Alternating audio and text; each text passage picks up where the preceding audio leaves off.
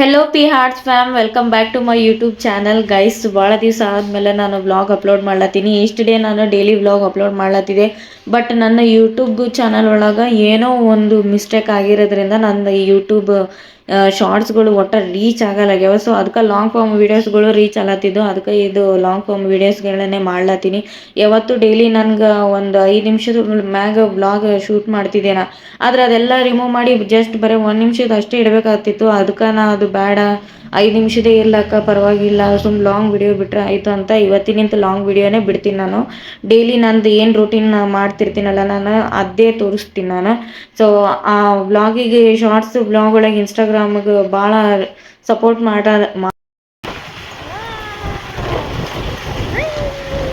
First time ನಾನು scooty ಮೇಲೆ ಹಿಂದೆ ಕೂತು ವ್ಲಾಗ್ ಶೂಟ್ ಮಾಡ್ಲತ್ತೀನಿ, ಫೋನ್ ಹಿಡ್ದು, ಅದು ರೋಡ್ ಮೇಲೆ. ಅದಕ್ಕೆ ಇಷ್ಟು ಖುಷಿಯಾಗಿ ಕೂತಿದ್ದೆ. ಇವತ್ತು ಶನಿವಾರ ಇತ್ತು. ಸೊ ನನಗೆ ಗೊತ್ತಿಲ್ಲಾರ್ದಂಗೆ ನಾ ಜಲ್ದಿ ರೆಡಿಯಾಗಿ ಹನುಮಂತ ಗುಡಿಗೆ ಹೋದ್ರೆ ಆಯಿತು ಅಂತ ಅಂದ್ಕೊಂಡಿನಿ. ಯಾಕಂದರೆ ಶನಿವಾರ ಮಾಡೋದು ಸ್ವಲ್ಪ ಒಂದು 4-5 ವಾರದಿಂದ ಬಿಟ್ಟಿದ್ದೆ ನಾನು. ಸೊ ಮತ್ತೆ ಸ್ಟಾರ್ಟ್ ಮಾಡ್ಲತ್ತೀನಿ. ಆ್ಯಂಡ್ ನಾ ಏನೇ ಒಂದು ಯೂಟ್ಯೂಬ್ ಬಗ್ಗೆ ನನಗೆ ಆಗ್ತದೆ ಇಲ್ಲ ಅನ್ನೋದು ಒಂದು ಅಂದ್ಕೊಂಡ್ರೆ ಅವತ್ತು ನಾ ಏನೋ ಒಂದು ಗೊತ್ತಿಲ್ಲ ಹನುಮಂತ ಟೆಂಪಲ್ನಾಗ ಇದ್ದೇ ಇರ್ತೀನಿ. ಇದು 3ನೇ ಸತಿ ಆಯಿತು ನನ್ನ ಜೊತೆ ಆಲತ್ತತ್ತು.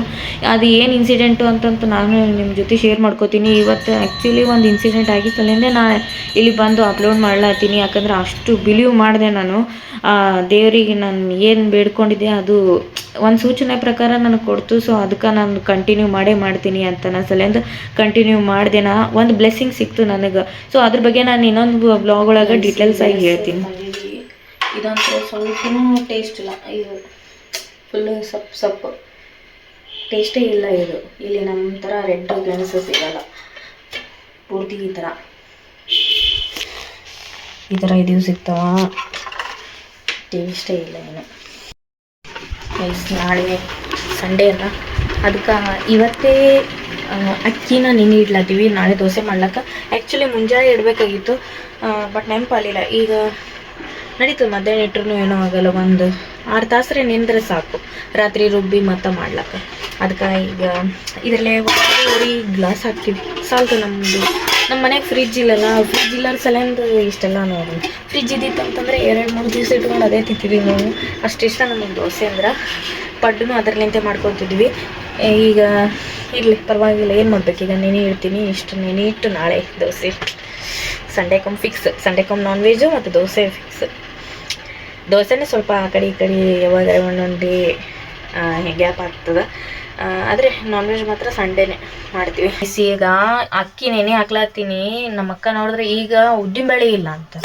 ಅಪ್ಪ ಈ ಏನರ ಮಾಡೋ ಟೈಮಿಗೆ ಏನರ ಇರಲಿಲ್ಲ ಅಂದ್ರೆ ಇಷ್ಟು ಸಿಟ್ಟು ಬರ್ತದೆ, ಅಷ್ಟು ಸಿಟ್ಟು ಬರ್ತದೆ. ಈಗ ಅದು ಆರ್ಡ್ರ್ ಮಾಡಿ ತರಿಸ್ಕೋಬೇಕು. ಪಾಪ ಫ್ಲಿಪ್ಕಾರ್ಟಾಗೆ ಸಲ ತರಿಸ್ಕೊಳಕೈತಿಲ್ಲ ಅಂದ್ರೆ ನಾವಂತೂ ಹೋಗಿ ತರ್ತಾನೆ ಇರಲಿಲ್ಲ. ಯಾಕಂದ್ರೆ ಈಗ ಎಲ್ಲ ಮಧ್ಯಾಹ್ನ ಅಂಗಡಿ ಕ್ಲೋಸ್ ಮಾಡ್ಯಾರಿಲ್ಲಿ. ನೀವು ತೋರಿಸ್ತೀನಿ. ಇವ ಅಕ್ಕಿ ನೋಡ್ರಿ ಎಷ್ಟು ಸ್ವಚ್ಛ ಮಾಡಿಟ್ಟಾಳ. ಮೊನ್ನೆ ಎಲ್ಲ ಹುಳ ಆಗಿದೆ ಇವಕ್ಕೆಲ್ಲ.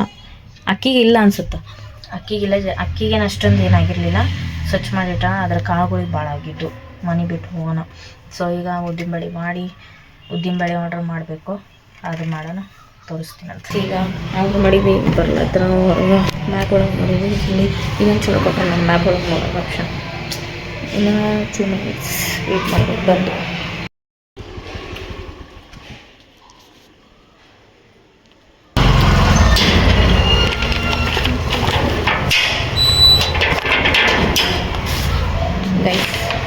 ಆ್ಯಕ್ಚುಲಿ ಅವರಿಗೆ ಹ್ಯಾಂಡಿಕ್ಯಾಪ್ಟ್ ಅವರು. ಸೊ ಅದಕ್ಕೆ ಲೇಟ್ ಮಾಡ್ಯಾರ. ನಂಗೆ ಎದಕ್ಕೆ ಲೇಟ್ ಮಾಡ್ಲತ್ತಾರ, ಇನ್ನೂ 10 ಮಿನಿಟ್ಸ್ ಅಂತ ಹೇಳಿ ಇನ್ನೂ ಬರೋದಾಗಿರೋಲ್ಲ ಅಂತ ಅಂದ್ಕೊಂಡು ಇನ್ನೇನು ನೋಡಿದೆ. ಹ್ಯಾಂಡಿಕ್ಯಾಪ್ಟು ಸೆಲ್ಯೂಟ್, ಎಷ್ಟು ಕೆಲಸ ಮಾಡ್ತಾರಲ್ಲ. ಆ್ಯಕ್ಚುಲಿ ನೋಡಿದ್ರೆ ಮಾಡಬಾರ್ದು. ಇಲ್ಲಿ ಏನೇನು ಆರ್ಡರ್ ಮಾಡಿವಿ ಅಂತ ತೋರಿಸ್ತೀನಿ. ಮತ್ತು ಕರಿಬೇವು 2, ಮತ್ತು ಇದು ಉದ್ದಿನಬೇಳೆ, ಇದಕ್ಕೆ 67 ರೂಪಾಯಿ. ಕೊತ್ತಂಬರಿ ಮತ್ತು ಕರಿಬೇವು 99 ರೂಪಾಯಿ. ನಿಂಬೆ ಹಣ್ಣಾಗ ಇದು 9 ರೂಪಾಯಿ. ಇದು 3 ಬಂದವ. ಆ್ಯಂಡ್ ಇದೊಂದು ಹಾಲು 27 ರೂಪಾಯಿ. ಅವ್ರು ಹ್ಯಾಂಡಿಕ್ಯಾಪ್ಟ್ ಇದ್ದರು. ನನಗೆ ನೋಡಿ ಬೇಜಾರಾಯಿತು, ಯಾಕೆ ಇಷ್ಟು ಲೇಟ್ ಮಾಡ್ಲತ್ತಾರಲ್ಲ ಅಂತ ಅನ್ಕೊಳತ್ತಿದ್ದೆ ನಾನು. ಆಮೇಲೆ ಅವ್ರು ನೋಡೋಣ ಏನು ಅನ್ನಲಿಲ್ಲ. ಕಂಪ್ಲೇಂಟ್ ಮಾಡ್ಬೋದು, ಬಟ್ ಯಾರು ಮಾಡೋಕ್ಕೆ ಹೋಗ್ಬೇಡ್ರಿ ಆ ಥರ. ನೀವು ಇದ್ರೆ ಉದ್ದಿನಬೇಳೆ ತೊಳೆದಿಟ್ಟಿನಿ. ಈಗ ಕಡಲೆಬೇಳೆ ಹಾಕ್ಲಾತೀನಿ. ಕಡಲೆಬೇಳೆ ಎದಕ್ಕೆ ಹಾಕ್ತಾರಪ್ಪ ಅಂತಂದ್ರೆ ಕಲರ್ ಚಂದ ಬರ್ತದೆ ಅಂತ ಹಾಕ್ತಾರೆ. ಸೊ ಅದರ ಅರ್ಧ ಕಡಲೆಬೇಳೆ ಹಾಕಮ್ಮ. ಇದು ಹಾಕಿದ್ದು ರಾತ್ರಿ ದೂರ ಆಯಿತು. ಒಂದು 6 ತಾಸು 9 ಸಾಕು. ಸ್ವಲ್ಪ ಕಡಲೆಬೇಳೆ ಹಾಕ್ಲತ್ತೀನಿ, 3 ಹಿಡಿ ಕಡಲೆಬೇಳೆ ಹಾಕಿ ನಾನು.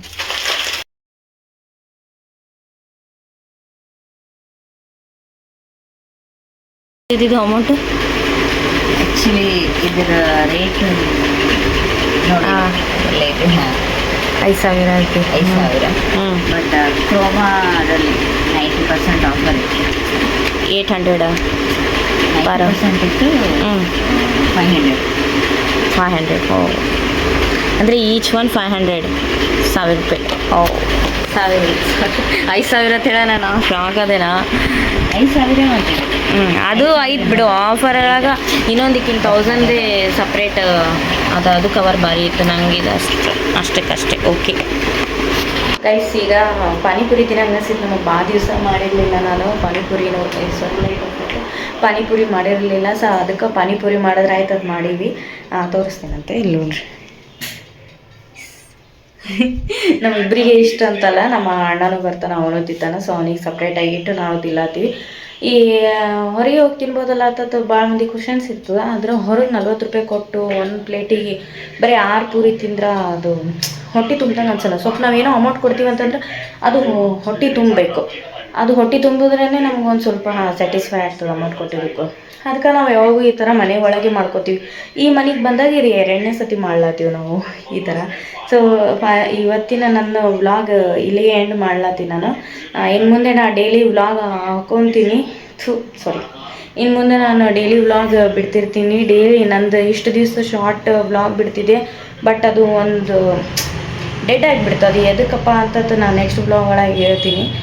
ಅದಕ್ಕೆ ಅದ್ರ ಬದಲಿ ಇದೇ ವ್ಲಾಗ್ ಕಂಟಿನ್ಯೂ ಮಾಡಿದ್ರೆ ಆಯ್ತು ಅಂತ ನಾನು ಇದೇ ವ್ಲಾಗ್ ಕಂಟಿನ್ಯೂ ಮಾಡ್ಲತ್ತೀನಿ. ಇದಕ್ಕೂ ಸಪೋರ್ಟ್ ಮಾಡಿರಿ. ಆ್ಯಂಡ್ ಸುನೀತಾ ಭೀಮಣ್ಣ ಯೂಟ್ಯೂಬ್ ಚಾನಲ್ಗೂ ಸಪೋರ್ಟ್ ಮಾಡಿರಿ. ಅದು ನಮ್ಮ ಮಮ್ಮಿದು ವ್ಲಾಗ, ಅಲ್ಲಿ ಕುಕ್ಕಿಂಗ್ ವ್ಲಾಗನ್ನು ನೋಡ್ಬೋದು ನೀವು. ನಿಮ್ಗೆ ಏನಾದರೂ ಕುಕ್ಕಿಂಗ್ ಒಳಗೆ ಡೌಟ್ಸ್ ಇತ್ತು ಅಂತಂದರೆ ಅಲ್ಲಿ ಆ ಚಾನಲ್ ಒಳಗೆ ನೋಡ್ಕೋಬೋದು. ಮತ್ತು ನನ್ನ ಇನ್ಸ್ಟಾಗ್ರಾಮ್ ಅಕೌಂಟನ್ನು ಫಾಲೋ ಮಾಡ್ಕೊಳ್ಳಿ, Priyanka Bheemanna channel. Thank you for watching. Bye.